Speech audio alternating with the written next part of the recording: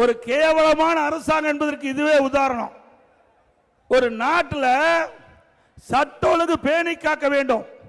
சட்ட ஒழுங்கு சிறப்பாக இருந்தால் தான் மக்கள் பாதுகாப்பாக இருக்க முடியும். ஆனா இந்த ஆட்சியில் சட்ட ஒழுங்குக்கு டிஜிபிக்கோட நிரந்தர டிஜிபி நியமிக்க முடியல.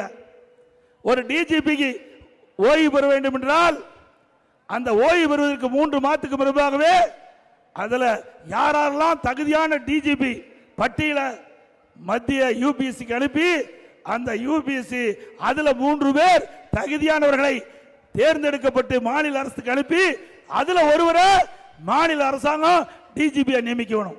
6 மாசம் ஆச்சு, போடவே இல்லை. பிறகு அதுக்கு பொறுப்பு டிஜிபி போட்டாங்க சட்ட ஒழுங்கு. அவருக்கு உடம்பு சரியாத உடல்நிலை சரியாம மருத்துவமனைக்கு போயிட்டார்.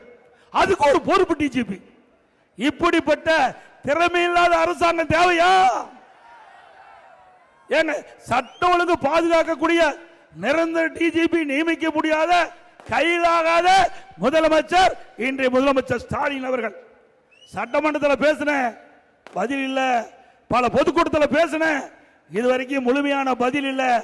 ஆக நிர்வாக திறமையற்ற அரசாங்கம் என்பதற்கு இதுவும் ஒரு சான்று.